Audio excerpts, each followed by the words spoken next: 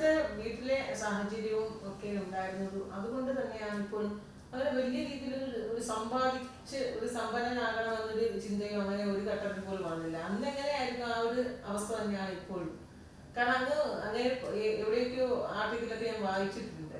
ഒരിക്കലും കള്ളൻ പേഴ്സ് മോഷ്ടിച്ച കള്ളൻ്റെ ഒരു കഥ. എൻ്റെ പോക്കറ്റ് ഈ പോക്കറ്റ് ഇതുപോലെ പോക്കറ്റാണ്. അതിൽ ചുവന്നൊരു ഡയറി ഉണ്ടായിരുന്നു, പോക്കറ്റ് ഡയറി.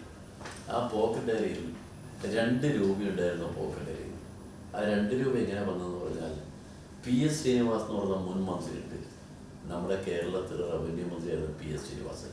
നമ്മുടെ പാർട്ടിയുടെ വലിയ നേതാവാണ്. ഒരു വിഷുവിന് നാഷണൽ കൗൺസിൽ മീറ്റിംഗ് ഡൽഹി നടക്കുക.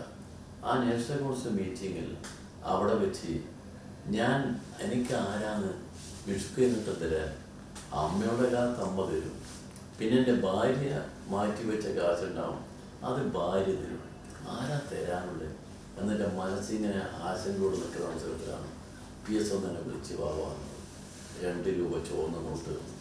ആ 2 രൂപ നോട്ട് ഞാൻ ഈ ഡയറിയിലെ കവറിനുള്ളിൽ വെച്ച് അതിങ്ങനെ പ്രത്യേകം ഞാൻ സൂക്ഷിച്ച് വെച്ചതാണ്. കാരണം ഇത് കൈനീട്ടം കിട്ടിയതാണ്. വിഷു കൈനീട്ടം എന്ന് പറഞ്ഞാൽ വളരെ പ്രധാനമായ ആ കൈനീട്ടമാണ് നോട്ട്. അത് വെച്ചിട്ട് ഞാൻ പോയപ്പോഴാണ് അന്ന് കണ്ണൂർ ജില്ലാ സെക്രട്ടറിയാണ് പാർട്ടിൻ്റെ. ഞാൻ തലശ്ശേരി വെച്ച് ഇതിൽ പോയിട്ട് തിരിച്ചു വന്നു. എൻ്റെ പേഴ്സ് കാണുന്നില്ല. ഇത് എനിക്ക് വലിയ വിഷമായി.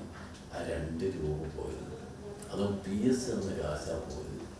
അതിൻ്റെ കൂടെ കുറേ അഡ്രസ്സും ഒക്കെ ഇതിനകത്തുണ്ടായിരുന്നു. ഞാനിങ്ങനെ ദുഃഖിച്ച് കഴിയായിരുന്നു.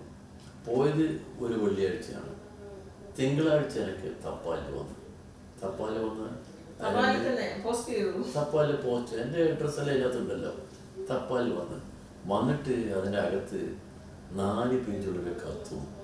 ഇതിൻ്റെ 2 രൂപ എടുക്കാതെ എൻ്റെ കൂടെ 5 രൂപേൻ്റെ പച്ച നോട്ടും.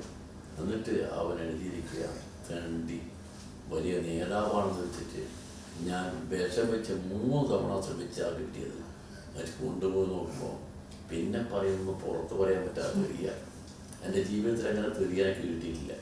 ആ തെരുവ് എൻ്റെ തെരുതിച്ച് പറഞ്ഞു, ഇതാടാ ഞാൻ പിന്നെ പോയി വിഷമിച്ച് മോട്ടിച്ച് 5 രൂപ വല്ലതും തിന്ന് എന്ന് പറഞ്ഞ് 5 രൂപ വെച്ച് 5 രൂപ ഒപ്പം തന്നെ ഞാനൊരു അന്തനെ കൊടുത്ത 5 രൂപ. അത് ജീവിതത്തിൽ മറ്റൊരു കേസായത് മോഷണം. എന്നെ മോട്ടിച്ചിരുന്ന കാര്യം എൻ്റെ കയ്യിലൊന്നും കിട്ടില്ലല്ലോ. അത് പല മോട്ടാക്കൾക്കും അറിയാം, പക്ഷെ ആ മോട്ടാവനെന്തോ അറിയില്ല.